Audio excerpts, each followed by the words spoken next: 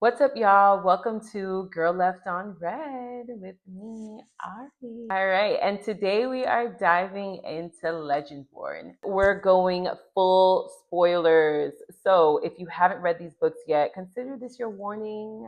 Let's get into it. We're talking characters, themes, and absolute mess that Bree Matthews walked into the second she stepped into the UNC campus.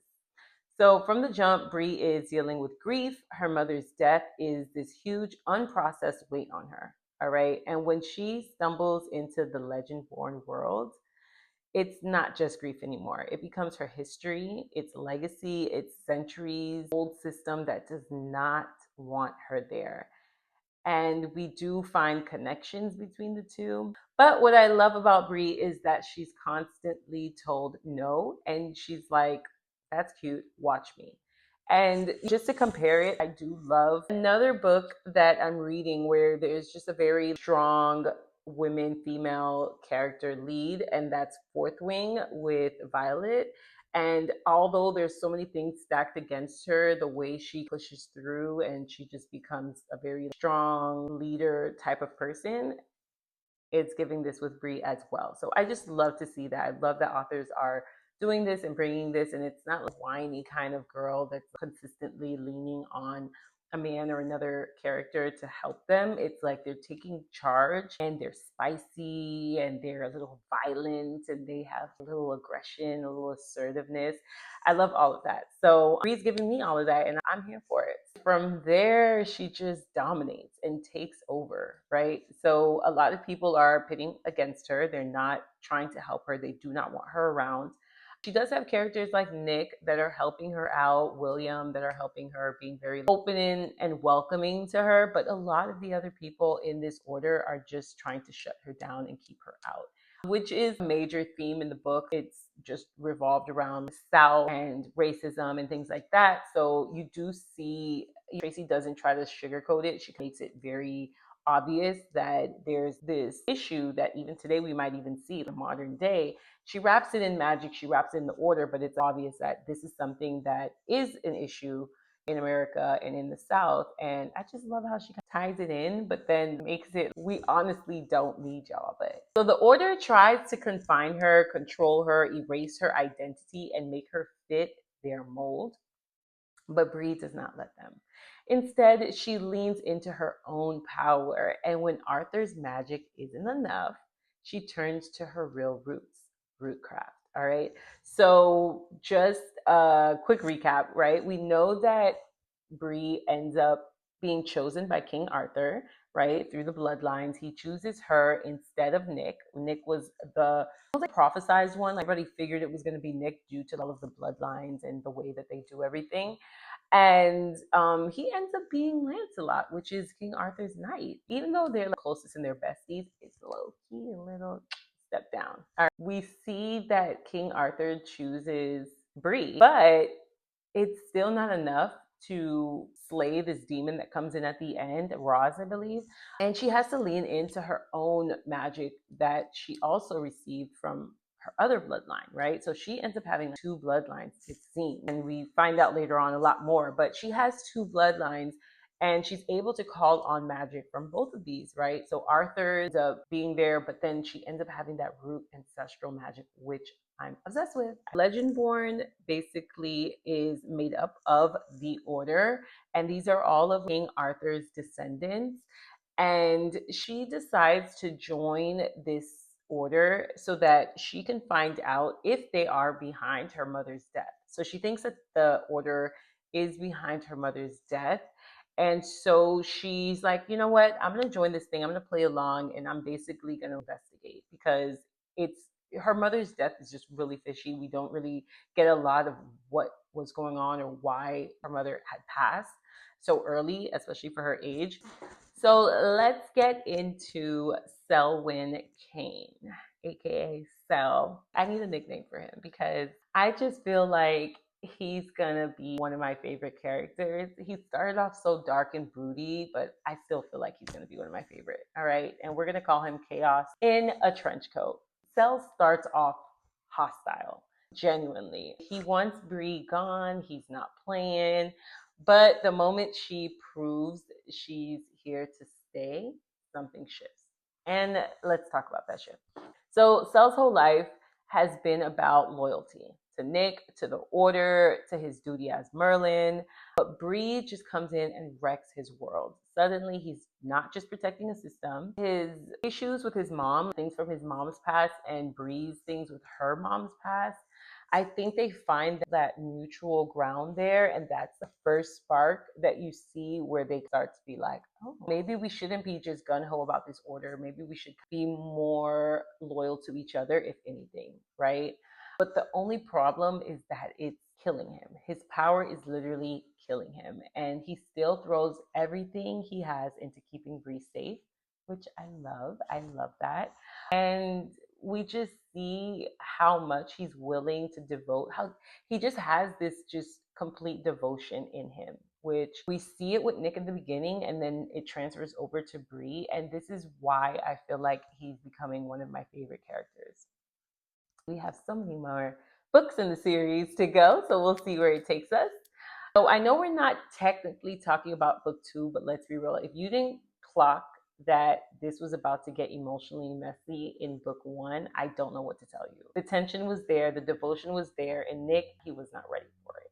Bestie, Alice Chen, the real MVP. Can we take a moment to appreciate Alice?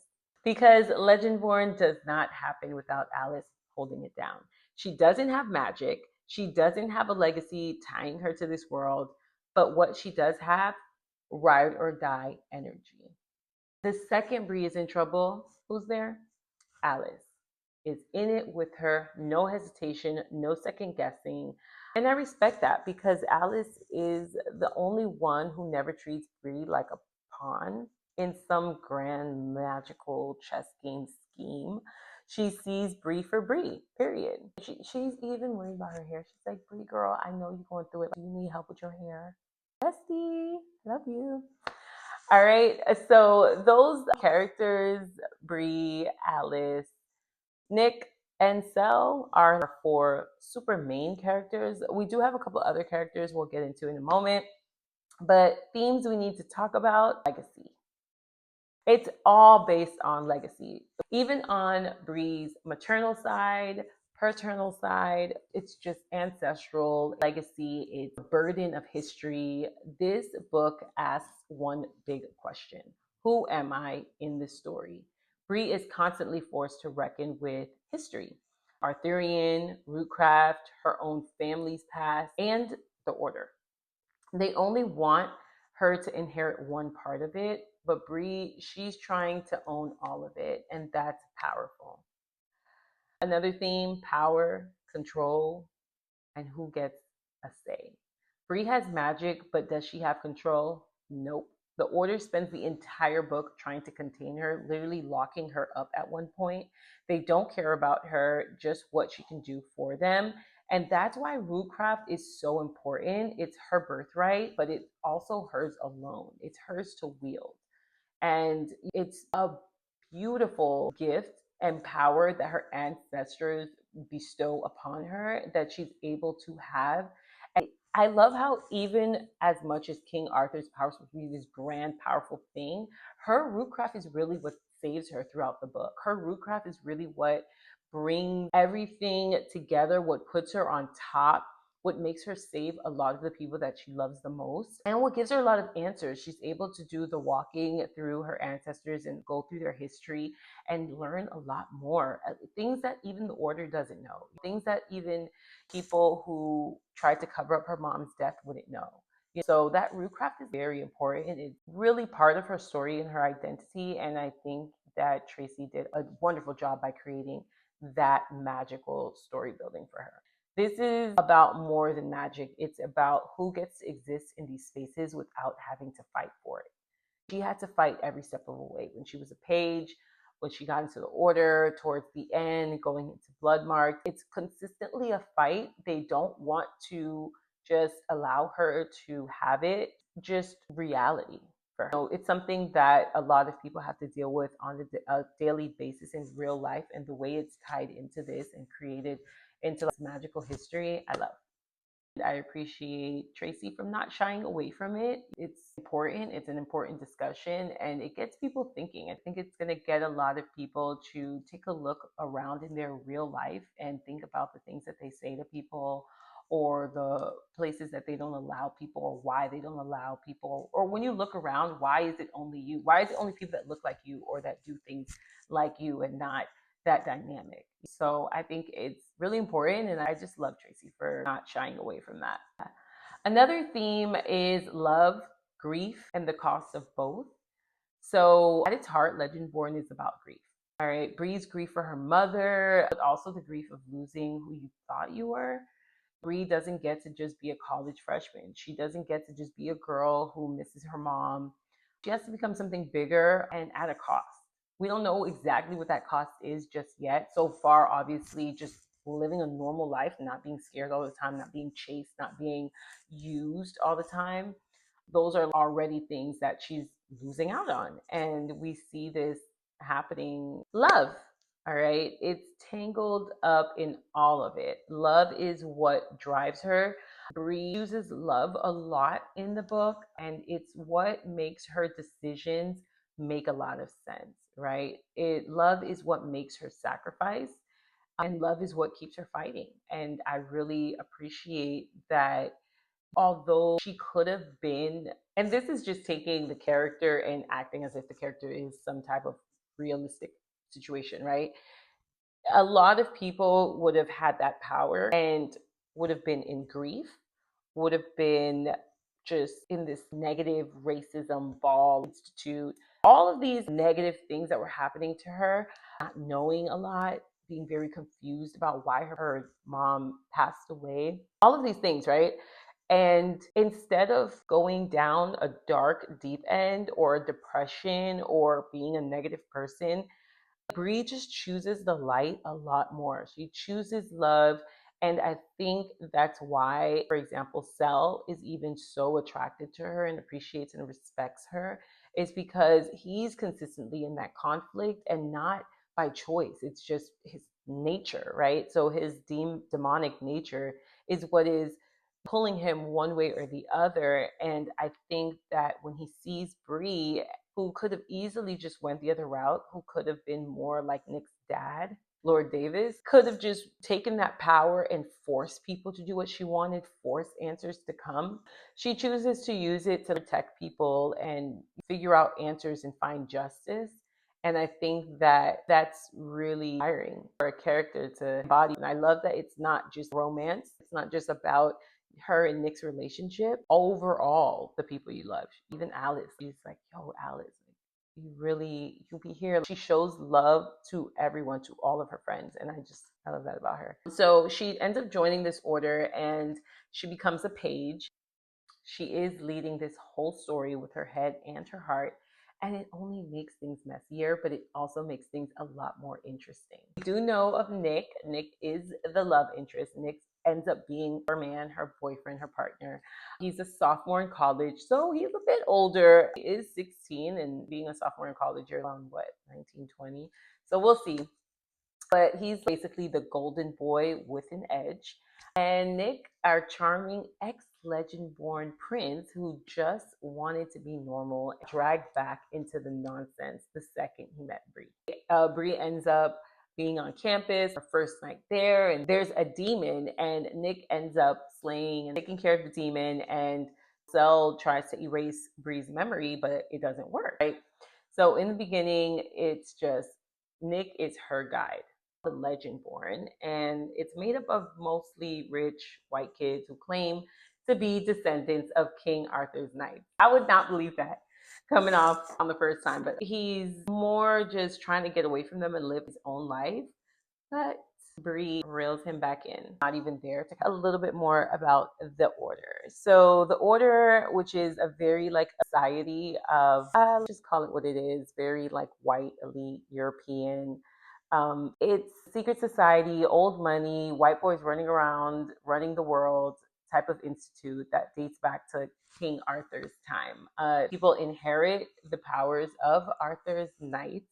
And when demons slash shadow born is popping up, their nightly ancestors call them up. So the more that there are, it's almost like that Twilight moment when there were more Cullens or more vampires coming around, and then all of the native, and I'm sorry if you've never watched Twilight, but you know what I'm talking about if you know what I'm talking about. But all of the Native Americans started to turn into werewolves because there were so many vampires coming around, and it was like blood, right? So it's kind of the same situation here where it's like, because there are more shadow born demons popping up left and right, it's causing the call to happen within the order. And the call is basically a group of medieval, like Arthur's like squad, right? And they all decided to always be able to come back through their bloodlines and just help keep these demons at bay,